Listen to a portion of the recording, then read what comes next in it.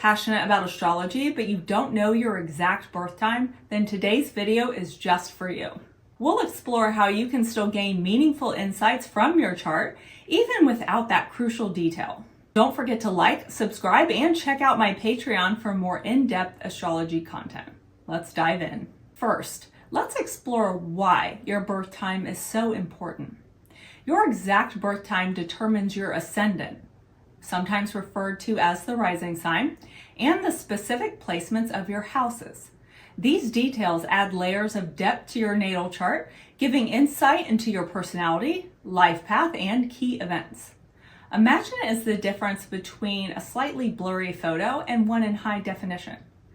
But without birth time, we do miss some precision. However, there's still plenty that we can work with. For instance, while we might not know your exact rising sign, we can still get a lot of information from other parts of your chart.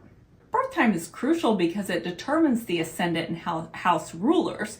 But what if you don't have that? You have a few options, and one is to cast a solar chart, setting it for 12 p.m. on the day you were born, placing the sun exactly on the ascendant. This method provides plenty of information and is particularly reflective of life events and happenings. Now, some astrologers prefer using a sunrise chart instead, where you set the chart for the exact time the sun rises on the day of your birthday. Both methods are acceptable and offer insights into different aspects of life, with solar charts focusing more on events and charts with birth times offering deeper insights into personal development and inner growth. It's like choosing between a mystery novel and a self-help book. Both are fascinating in their own ways. To explain this a little bit more, it's not exclusively one or the other. Solar charts aren't just events, and a natal chart with birth time is not just insights into the inner world and personal growth. There is some overlap between the two, but one leans more to one side and one leans more to the other side. Another option is to get your chart rectified by an experienced astrologer. This is a long and tedious process where the astrologer tries to find the birth time for you.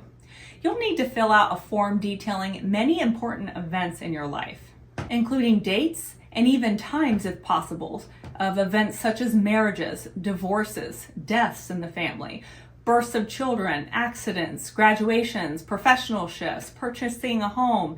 Think of it as giving the astrologer a giant puzzle with all of the pieces jumbled up. They use this information to narrow down your birth time. Now, there's no guarantee it will be completely accurate, and it is important to work with someone who's very experienced in this technique, but it can provide a close approximation that's useful for chart interpretation. There are plenty of resources to help you explore astrology without a birth time. I recommend using software like Astro.com or apps like Time Passages for creating charts. Now, these tools can help you get started and offer valuable insights even without an accurate birth time. They're like having a trusty sidekick in your astrological adventures, always ready to help you decode the mysteries of the cosmos. So even without your birth time, there's still a wealth of astrological knowledge you can uncover about yourself. I've done many readings for people who did not know their birth time, and it was a wonderful discussion. They felt like they got a lot out of it and found the reading to be very accurate, even the predictions. So don't let the lack of exact details discourage you from exploring your chart. Remember to like, subscribe, and check out my Patreon for more detailed astrology content. I've got your back and will be here to guide you every step of the way on your astrological journey.